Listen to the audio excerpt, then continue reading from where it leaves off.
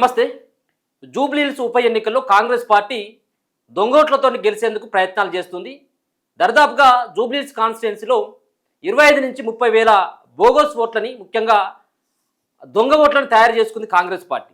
So గెలిచేటువంటి సత్తా లేకనే Congress party దొంగ ఓట్లతోటి ఆ విధమైనటువంటి ప్రయత్నాలు చేస్తుందంటూ నిన్న పవర్ పాయింట్ ప్రజెంటేషన్ తోటి కేటీఆర్ ఎవరెవరికి దొంగ ఓట్లు ఉన్నాయి, ఎక్కడ దొంగ ఓట్లు ఉన్నాయి, సో ఎవరి హయాంలో అయినాయి అనేది ఆయన ఒక వివరించి చెప్పేటువంటి ప్రయత్నం చేసాడు. సో అసలు దొంగ ఓట్లతో గెలిచేటువంటి ప్రయత్నం కాంగ్రెస్ పార్టీ చేస్తుందా?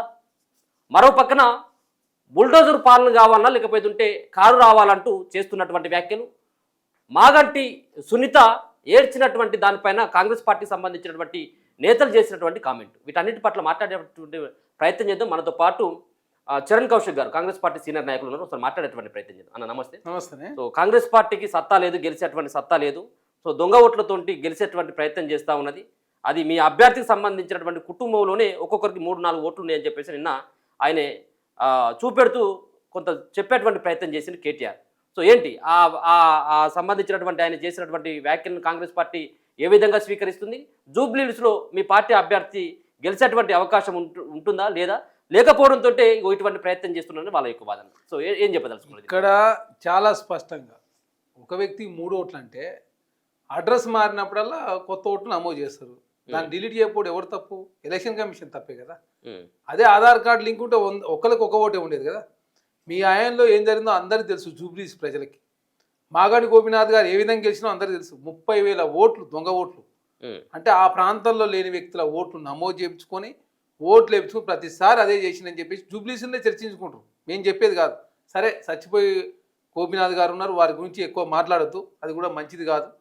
అదే కాకుండా బీఆర్ఎస్ పార్టీ ఏంటంటే చేసిన తప్పులన్నీ మీరే చేసి ఇప్పుడు సెంటిమెంట్ రెచ్చగొట్టే ప్రయత్నం మీరే చేస్తూ ఉన్నారు.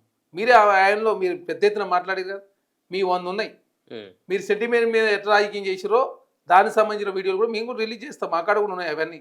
ఆనాడు పాలేరులో కాంగ్రెస్ పార్టీ సంబంధించిన రామరెడ్డి వెంకరెడ్డి గారు చనిపోయినప్పుడు వారు సతీమణి పోటీ చేస్తే మీరు ఏం మాట్లాడారో అందరు తెలుసు. నారాయణఖేడ్లో కృష్ణారెడ్డి గారు పోటీ చేసినప్పుడు మీరేం మాట్లాడారు తెలంగాణ సమాజం చూసిరు. పీజీఆర్ గారు చనిపోతే అంతకుముందు సమైక్య రాష్ట్రంలో ఏ వ్యక్తి అయినా చనిపోతే ఆ కుటుంబంలో ఇనాన్మతి చేసేవారు. బీఆర్ఎస్ పార్టీ కొత్త సంప్రదాయం తెరదీసి 2007లో పీజీఆర్ గారు చనిపోతే ఆ ప్లేస్లో క్యాండిడేట్ పెట్టి తెలంగాణ రాష్ట్రంలో కొత్త రాజకీయం తెరదీసింది మీరు. ఇప్పుడు పీజీఆర్ పేరు మీద రాజకీయం చేసే ప్రయత్నం మీరే చేస్తా ఉన్నారు, మేము కాదు కదా. మీరు దొంగ రాజకీయాలు చేసేది బీఆర్ఎస్ పార్టీ. తెలంగాణ రాష్ట్రంలో ఓట్లకు చోరీకి పాల్పడింది గతంలో బీఆర్ఎస్ పార్టీ. ఎందుకంటే ఎలక్షన్ కమిషనర్ను ఆనాడు పెద్ద ఎత్తున ఆరోపణలు వచ్చి 2018లో వారు ఎలక్షన్ కమిషనర్స్ ఉన్నటువంటి తెలంగాణ కమిషనర్ ఆనాడు సహకరించినందుకు వారికి మంచి పదవి ఇచ్చారని చెప్పి పెద్ద ఎత్తున చర్చ జరిగింది కదా. ఎలక్షన్ కమిషన్ అడ్డం పెట్టుకుని ఆడుకునేది మీరు, సెంటిమెంట్ రాజకీయాలు చేసేది మీరు, మాగండి గోపీనాథ్ మీద రాజకీయం చేస్తుంది మీరు, మేము కాదు. ఎందుకు కంటోన్మెంట్ అదే చేస్తే కంటోన్మెంట్ ప్రజలు తిరస్కరించింది బీఆర్ఎస్ పార్టీని. అక్కడ సాయన్న పేరు మీద చనిపోయినటువంటి లాస్య నందిత పేరు మీద రాజకీయం చేసి ప్రయత్నం చేస్తే బీఆర్ఎస్ పార్టీని అక్కడ థర్డ్ పరిమితమైంది కాంగ్రెస్ పార్టీ గెలిచిన పరిస్థితి మనం చూసినాం. సో ఎలక్షన్స్ కమిషన్ సంబంధించిన విషయాన్ని మీరు చెప్తా ఉన్నారు కాబట్టి ఆ వచ్చినటువంటి కొత్త ఓట్లంతా కూడా మీ ప్రభుత్వం ఏర్పడిన తర్వాత వచ్చినటువంటి ఓట్లు అని చెప్పేటువంటి ప్రయత్నం చేశాడు. అంటే ప్రధానంగా ఇక్కడ ఎలక్షన్ కమిషనర్లు ఎవరు నియమిస్తారు, ఎవరి కంట్రోల్ ఉంటుంది? సెంట్రల్ ఎలక్షన్ కమిషన్ కేంద్ర ప్రభుత్వము నియమిస్తుంది. అదేవిధంగా అటానమస్ బాడీ కాంగ్రెస్ పార్టీ లేదు కదా కేంద్రంలో. తెలంగాణ రాష్ట్రంలో కాంగ్రెస్ పార్టీ అధికారంలో ఉన్నది. మేము కర్ణాటకలో కాంగ్రెస్ పార్టీ అధికారంలో కానీ చాలా స్పష్టంగా ఓట్ల చోరీకి పాల్పడుతారని చెప్పేసి మేము మాట్లాడితే దాని మీద వాళ్ళు ఇంతవరకు దానికి సమాధానం చెప్పకుండా కాంగ్రెస్ పార్టీ సంబంధించి ఏకంగా రాహుల్ గాంధీ గారికి నోటీస్ ఇచ్చిన పరిస్థితి మనం చూసినాం. కాబట్టి ఆనాడు బీఆర్ఎస్ పార్టీ చూడండి, బీఆర్ఎస్ పార్టీ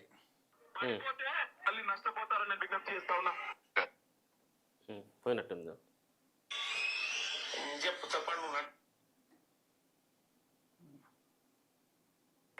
ఆయన చనిపోయినాక ఆయన మరణాన్ని రాజకీయంగా వాడుకుంటుంది కాంగ్రెస్ పార్టీ. ఎవరికి మానవత్వం ఉంది, ఎవరికి లేదు. ఆ పెద్ద వయసులో ఉన్న పెద్ద ఆవిడిని ఈరోజు ఎండల్లో తిప్పడం అవసరమా కాంగ్రెస్ పార్టీ?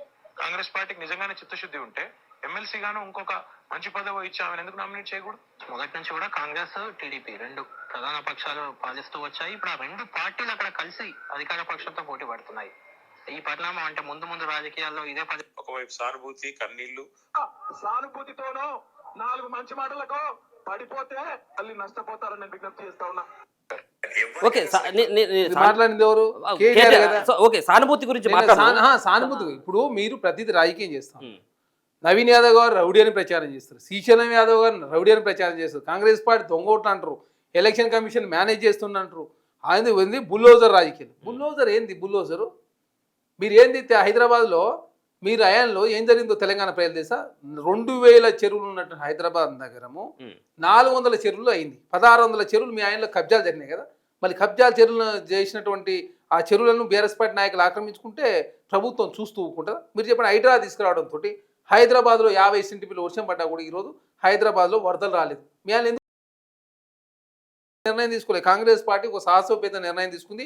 హైదరాబాద్లో రాక్స్ లేక్స్ కాపాడే ప్రయత్నం చేస్తే ప్రభుత్వానికి 50,000 కోట్ల రూపాయల విలువైనటువంటి భూములు, బఫర్ జోన్లు కావచ్చు, చెరువులు కావచ్చు, నాలాలు కావచ్చు, కుంటలు కావచ్చు రక్షిస్తూ ఉంది రాష్ట్ర ప్రభుత్వం. అది కాంగ్రెస్ ప్రభుత్వానికి సిద్ధశుద్ధి ఉంది కాబట్టి, ధైర్యం ఉంది కాబట్టి కాంగ్రెస్ పార్టీ రేవంత్ రెడ్డి ఒక గొప్ప నిర్ణయం తీసుకుని చెప్పి ప్రజలు స్వాగతిస్తూ ఉన్నారు. దాని మీద రాజకీయం చేసే ప్రయత్నం మీరు చేసి మేము చేయలే.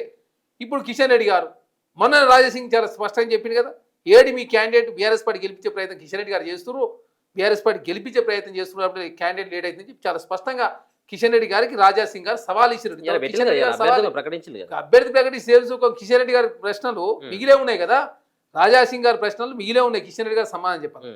నిన్న కల్వకుంట్ల కవిత గారు చెప్పారు నిరుద్యోగుల మోసం చేసింది వాస్తవమే బీఆర్ఎస్ పార్టీ కేసీఆర్ గారు అని చెప్పి చాలా స్పష్టం కల్వకుంట్ల కవిత గారు మాట. ఆ ప్రశ్నలో కేటీఆర్ గారు సమాధానం చెప్పాలి కదా. ఇక కల్వకుంట్ల కవిత గారి ప్రశ్నలు కేటీఆర్ గారు సమాధానం చెప్పాలా, రాజాసింగ్ గారి ప్రశ్నలు భారతీయ జనతా పార్టీ అదేవిధంగా కిషన్ రెడ్డి గారు సమాధానం చెప్పాలి. ఇప్పుడు ఈ దొంగ ఓట్లకు ఎవరు సమాధానం చెప్పాలి? వాళ్ళే చెప్పాలి. మీ పార్టీకి సంబంధించినటువంటి క్యాండిడేట్ దగ్గరుండి వాటిని పంచిండు ఓటర్ కార్డులు అన్నటువంటి విమర్శ కూడా ఉంటుంది. ఇక్కడ స్లిప్పులు పంచడం అనేది చట్టబద్ధంగా నేరం కాదు. దొంగ ఓట్లు నమోదు చేసి పంచారు ఏమన్నా కేసు కూడా అయినట్టుంది లేదా? అది ఉన్న ఓట్లకు సంబంధించి ఇట్లా నెట్లో కొడితే అందరూ వస్తాయి, అవన్నీ ఇస్తారు. దానికి ఏమవుతుంది? దాన్ని ఏదో రఘునందనరావు గారు రాజకీయం చేసే ప్రయత్నం చేశారు. గతంలో వారు దుబ్బాకల ఇదే సెంటిమెంట్ చేసి వారు అక్కడ ప్రయాణం జరిగింది కదా రఘునందనరావు గారికి. ఏం అలవాటే రఘునందనరావు గారికి. రఘునందనరావు గారు చేసినంత మాత్రం కాంగ్రెస్ పార్టీకి ఏమన్నా నష్టం అవుతుందా? కాంగ్రెస్ పార్టీ 50,000 మెజార్టీ తక్కువ కూడా గెలవబోతా ఉంది. 2023లో కాంగ్రెస్ పార్టీ 16,000తో ఓడిపోయింది. 2024 వస్తాకే కాంగ్రెస్ పార్టీ నెంబర్ 1, నెంబర్ 2 అక్కడ బీజేపీ, నెంబర్ 3 బీఆర్ఎస్. ఏది జూబ్లీస్ ఎలక్షన్ ఓకే 2లో ఉంటుంది బీజేపీ. బీజేపీ 2లో ఉన్నది. ఏది 2024లో ఎంపీ ఎలక్షన్ అప్పుడు okay BRS party, Congress party number 1 వచ్చింది. ఎమ్మెల్యే ఎలక్షన్కి ఎంపీ ఎలక్షన్కి వస్తున్నాయి కాంగ్రెస్ పార్టీ నెంబర్ 1 వచ్చింది. ఇప్పుడు కాంగ్రెస్ పార్టీ ఆజారుద్దీన్ గారికి ఎమ్మెల్సీ ఇచ్చారు, సిఎన్ రెడ్డి గారికి కార్పొరేషన్ చైర్మన్ ఇచ్చారు. అదే కాకుండా నవీన్ యాదవ్ గారికి టికెట్ ఇచ్చారు. నవీన్ యాదవ్ గారు 2014లో నెంబర్ 2 వచ్చిండు అక్కడ ఎంఐఎం పార్టీ నుంచి. తర్వాత ఇండిపెండెంట్ చేస్తే స్వయాన ఆయనకి 20,000 ఓట్లు వచ్చినాయి. వాళ్ళ కుటుంబానికి జనరల్గానే 20,000 ఓట్లు ఉన్నాయి. ఇప్పుడు కాంగ్రెస్ పార్టీ ఉంది, అజారుద్దీన్ గారు ఉన్నారు, సిఎన్ రెడ్డి గారు ఉన్నారు, మాకు కాంగ్రెస్ పార్టీకి 2 కార్పొరేటర్ ఉన్నారు, బీఆర్ఎస్ పార్టీకి 2 కార్పొరేటర్లో ఒకరు ఇంకా ఆ పార్టీలో ఉంటారో లేదో అదే పరిస్థితి, వాళ్ళు వస్తాను రెడీగా ఉన్నారు. కాంగ్రెస్ పార్టీ ఎంఐఎం పార్టీకి 2 కార్పొరేటర్లు, బీజేపీకి 0. బీఆర్ఎస్ పార్టీ అక్కడ 3rd, కాంగ్రెస్ పార్టీ నెంబర్ 1 కాబోతా ఉంది, బీఆర్ఎస్ పార్టీ నెంబర్ 2గా నిలవబోతా ఉంది. మీ పార్టీకి డిపాజిట్ రాదు అని చెప్పి 50,000 మెజార్టీ తక్కువ కూడా కాంగ్రెస్ పార్టీ గెలవబోతా ఉంది కాబట్టి రాజకీయం చేసే ప్రయత్నం కేటీఆర్ గారు మాకు మనగడ కష్టం అవుతుంది. వెళ్ళిపోయినాం. తెలంగాణ రాష్ట్రంలో 17 పార్లమెంట్ ఉంటే దాదాపు 7 స్థానాల్లో 3వ స్థానం పోయినాం, 2 స్థానాల్లో డివైడ్ వచ్చింది, 20% ఓటు బ్యాంక్ తగ్గిపోయింది. కంటోన్మెంట్లో నెంబర్ 3, సికింద్రాబాద్ పార్లమెంట్లో నెంబర్ 3, చేవేళ్ళలో నెంబర్ 3, మల్కాయిలో నెంబర్ 3. కాబట్టి మా మనగడ కష్టం అవుతుంది. కరీంనగర్ గ్రాడ్యుయేట్ టీచర్ ఎలక్షన్లో మేము పోటీ చేయలేదు, మా పరిస్థితి చాలా అధ్వానం ఉంటుంది. ఇప్పటికీ కల్వకుంట్ల కవిత గారు ప్రశ్న సమాధానం చెప్పలేని పరిస్థితుల్లో బీఆర్ఎస్ పార్టీలో జూబ్లీ ఎలక్షన్ తర్వాత ఎవరు ఉంటారో ఎవరు పోతారో ఆ పార్టీ మనగడే ప్రశ్నార్థకం అవుతుంది. కాబట్టి ఎట్టన చేసి జూబ్లీస్ గెలవాలా, కాంగ్రెస్ పార్టీ బదనాం చేసి గెలవాలని ఒక దురుద్దేశంతో కేటీఆర్ గారు ఇట్లా వ్యాఖ్యలు. దీంట్లో ఎవరిని బదనం చేయదలుచుకున్నారు మీరు? అంటే ఎన్నికల కమిషన్ యొక్క లోపం అనుకోవచ్చా, లేకపోయినట్టు ఇంకేమనుకోవచ్చు? ఇక్కడ ఉన్నటువంటిది కేవలం 1-2 ఇయర్స్ కాక ముందుకే అన్ని పెద్ద ఎత్తున 30-35 ఓట్లు కొత్తగా నమోదు కావడం, ఇదంతా ఎవరిది లోపం? ఎవరిది దయచేసి అర్థం చేసుకోవాల్సింది ఎవరిది ఏంటిది అసలు దానిపైన? ఇక్కడ దయచేసి అర్థం చేసుకోవాల్సింది ఏంటంటే నిన్న చాలా స్పష్టంగా ఎలక్షన్ కమిషన్ సంబంధించి వాళ్ళ దృష్టికి వచ్చిన ఒక అంశాన్ని, 43 ఓట్లు ఏదైతే ఒక ఇంట్లో ఉన్నాయని చెప్పి వచ్చిన అంశాన్ని అధికారి అక్కడ పోయి చాలా స్పష్టంగా ఈనాడులో ఒక ఇంటర్వ్యూ వచ్చింది చూడండి. అందులో ఉన్నటువంటి 43 మందిలో 39 మంది ఇల్లు కాల్ చేసి వెళ్ళిపోయారు. అలా మల్టీ స్టోరేజ్ బిల్డింగ్ అది. అయితే 39 మంది ఓటు నమోదు ఉంది కానీ వాళ్ళు వెళ్ళిపోయారు, 4 మాత్రం అక్కడ ఉంటా ఉన్నారు. దానికి సంబంధించి చాలా స్పష్టంగా ఒక ఓటు తీసేయాలంటే అంత ఈజీ కాదండి. భారతీయ జనతా పార్టీ తీసేసినట్టు ఏది బీహార్లో 63 లక్షల ఓట్లు, మహారాష్ట్రలో అడిషనల్గా 63 లక్షల ఓట్లు నమోదు చేసిన కాదు, ఎంపీ ఎమ్మెల్యే ఎలక్షన్లకు మహారాష్ట్రలో 63 లక్షల ఓట్లు పెరిగింది. ఇప్పుడు బీహార్లో 63 లక్షల ఓట్లు తీసేసారు. మేము చెప్పినాం బెంగళూరు సెంట్రల్ నియోజకవర్గానికి సంబంధించి రాహుల్ గాంధీ గారు కర్ణాటకలో 8 ఉంటాయి, మన కాడ 7 ఉంటాయి అసెంబ్లీలు పార్లమెంట్కు, అక్కడ 8 ఉంటాయి. మహాదేవ్పూర్ నియోజకవర్గంలో 1,30,000 ఓట్లు భారతీయ జనతా పార్టీకి మెజార్టీ వచ్చింది. 7 నియోజకవర్గాల్లో మైనస్ ఉండి 8వ నియోజకవర్గం ఓపెన్ చేయగానే మహాదేవ్పూర్ సెంట్రల్ నియోజకవర్గానికి సంబంధించి ఇట్లా వచ్చింది. దానికి సంబంధించి 30,000 ఓట్లేమో అసలు అడ్రస్ ఎత్తాలి కాదు, 40,000 ఓట్లు ఒక్కొక్క దాంట్లో 80 ఓట్లు 70 ఓట్లు సింగిల్ బెడ్రూమ్లు ఇట్లా ఓట్ల చోరీకి పాల్పడి చాలా స్పష్టంగా మేమే ఓట్ల చోరీకి సంబంధించి చాలా స్పష్టంగా ఆధారాలతో బయటపెట్టినప్పుడు మేము దొంగ ఓట్లు వేసుకోవాల్సిన కర్మ మాకేం పట్టేది? దొంగ ఓట్లు వేసుకోవాల్సిన కర్మ కాంగ్రెస్ పార్టీ లేదు, దొంగ ఓట్లు నమోదు చేయాల్సిన కర్మ కాంగ్రెస్ పార్టీ లేదు, ఎలక్షన్ కమిషన్ మేనేజ్ చేయాల్సిన అవసరం లేదు. ప్రజాస్వామ్యబద్ధంగా ప్రజాస్వామ్యయుతంగా ఎలక్షన్ జరగాలి, పారదర్శక ఎలక్షన్లో కాంగ్రెస్ పార్టీ గెలవాలి, 50,000 మెజార్టీ తక్కువ అవుతుందని కాంగ్రెస్ పార్టీ భావిస్తూ ఉంది. ఆ దిశగా మేము ఆల్రెడీ ప్రచారం చేసుకున్నాం. డెవలప్మెంట్ సంబంధించి యాక్టివిటీస్ జరుగుతూ ఉన్నాయి. దాదాపు 300-400 కోట్ల రూపాయల వర్కులు జరుగుతూ ఉన్నాయి జూబ్లీస్లో. మీరు గతంలో మసిబూసి మారేడుకాయ చేసి హైదరాబాద్ ప్రజలను ఏదో ప్రయోగాల పేరు మీద రాజకీయం చేసి హైదరాబాద్లో ఓట్లు వేయించుకురు. తర్వాత ఎంపీ ఎలక్షన్లో నిర్ధారణ అయింది కాబట్టి బీఆర్ఎస్ పార్టీ ముందు 0. సో ఆమె వాళ్ళ భర్త చనిపోయినటువంటి ఎవరికైనా ఆవేదన ఉంటా ఉంటుంది. సో ఆమె కన్నీళ్లు గార్చినంత మాత్రాన ముఖ్యంగా మంత్రులు లాంటి మీ పార్టీకి సంబంధించిన మంత్రులు లాంటి వాళ్ళు కూడా అది కృత్రిమ కన్నీళ్ళు, అది యాక్టింగ్ అని చెప్పేసి మాట్లాడడం అది మన సభావేనా? అన్న పొన్నం ప్రభాకర్ గారు మాట్లాడింది ఏంటంటే, అమ్మ బాధ ఉంది మేము ఒప్పుకుంటాం, కానీ రాజకీయం కోసం కృత్రిమంగా ఏడవద్దు, కృత్రిమ రాజకీయం చేసి అనవసరంగా మీ కొంతమంది కార్యకర్తలు ప్రతి మీటింగ్లో ఏడవాలని చెప్పి అంటున్నారట అని చెప్పి ఆ సందర్భానుసారంగా వారు మాట్లాడిందే తప్ప వారు దృష్టికి వచ్చి ఉండొచ్చు. హైదరాబాద్ ఇన్ఛార్జ్ మంత్రి పొన్నం ప్రభాకర్ గారు ప్రతి మీటింగ్లో ఏడవాలని చెప్పి కార్యకర్తలు అన్నప్పుడు ఒకరి వాళ్ళు స్ప్రెడ్ అయ్యి వారదానికి వచ్చి ఉండొచ్చు. అమ్మ మీరు ఈ రాజకీయ సెంటిమెంట్ దయచేసి వాడాక మీకు బాధ ఉంది, మీ బాధను ఆవేదన మేము గ్రహిస్తున్నాం, కానీ కొత్త రాజకీయాన్ని తెరదీయొద్దు, అనవసరంగా సెంటిమెంట్ రాజకీయాలు చేయొద్దు అని చెప్పేసి వారు మాట్లాడారు. అదే అయిపోయింది. అది ఇప్పుడు దీన్ని ప్రధాన అస్త్రంగానే ఇప్పుడు బీఆర్ఎస్ పార్టీ ఇప్పుడు ఎన్నికల ప్రచారంలో ఉపయోగించుకుంటా ఉంది. బీఆర్ఎస్ పార్టీ ఏది ప్రధానంగా ఉపయోగించుకో అది అంటే ఏడ్చినా కానీ అంటే భర్త గుర్తొచ్చి ఏడ్చినప్పుడు సో దాన్ని కూడా ఇప్పుడు వాళ్ళు మహిళలను అవమానించేటువంటి విధంగా కేటీఆర్ గారు చనిపోయినటువంటి ఒక భార్యను అవమానించేటువంటి తీరంగా కాంగ్రెస్ పార్టీ కేటీఆర్ గారు వీడియో చూపించారు కదా,